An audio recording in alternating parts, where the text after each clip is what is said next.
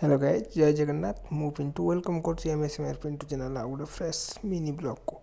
तो फाइनाली आज आम पिकनिक करने जाइए झुमका।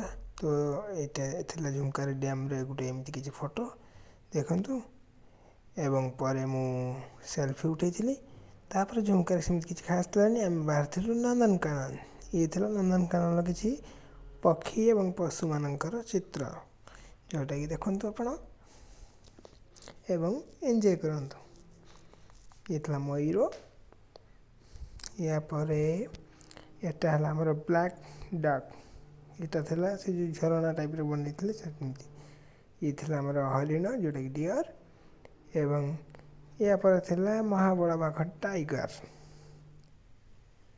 एवं ये था एलिफेंट आउ यहाँ था महाबड़ा बाघ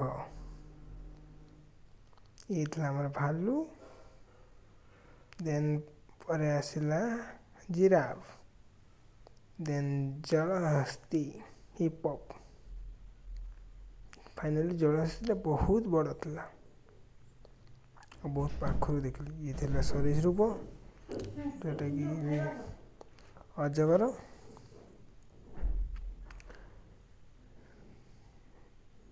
ये था एमु पक्षी पर आम बाहर रोप वे रे बसवाई। तो रोप वे प्रोसेस गुड़ाक आप देखते केते सुंदर भाव टेक्निक बना जाइए। तो आसीगला आमर रोप वे देखिपे केते सुंदर भाव धीरे धीरे आसूसी तलक तलक तलक तलक बाहर देखले बहुत मजा लगुच हेले भितर बसिले बहुत डर लगुच।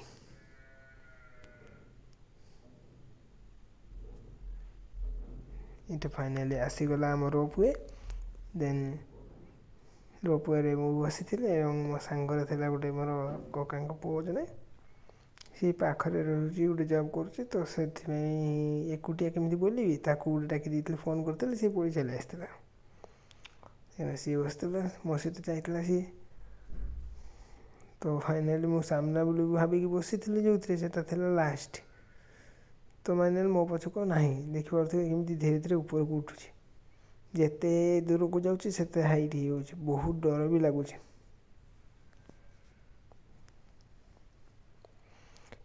एमती किसी मजा नेलु रोप वे बसिकी टॉय ट्रेन तले रास्ता अच्छे देखिपे ये फाइनाली बहुत ऊपर को आसीगला पुणी ए टे मझे डाउन हम ये मु बसती एंड ये भी मो सान भाई जन थी सी भी तार भिड बनइबार व्यस्त मुझे डाकिला से देखला मो आड़े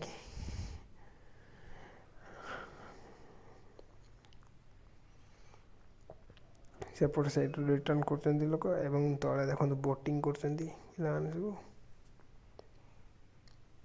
एंड ये रूप वे बसवाक आपको 120 टका दे गोटे टिकेट करने पड़ो आउ से जो बोटिंग रे बसवाक मात्र 50 टका टिकेट। तो फाइनाली सी कौन है कि नंदनकानन रु बाहर एंड तुमको यू टर्न मारिक आसवाक पड़ो बोटानिकल गार्डन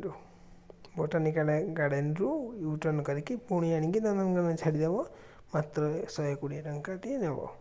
देखिपे ऊपर तार बाहर साइड दृश्य एमती किसी भीतर दृश्य एमती आसिक आम पहुँची गलु कौटी ना बोटानिकल गार्डन।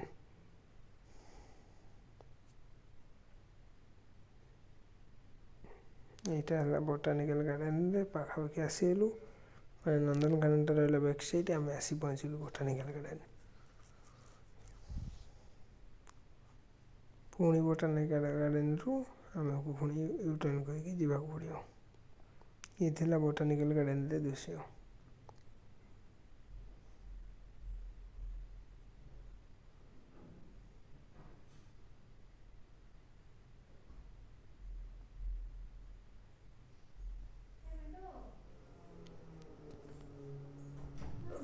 जल्दी वीडियो भल लगता है प्लीज लाइक शेयर कमेंट करेंगे एंड चैनल नुआ थे चैनल को सब्सक्राइब करेंगे। रोची जय जगन्नाथ।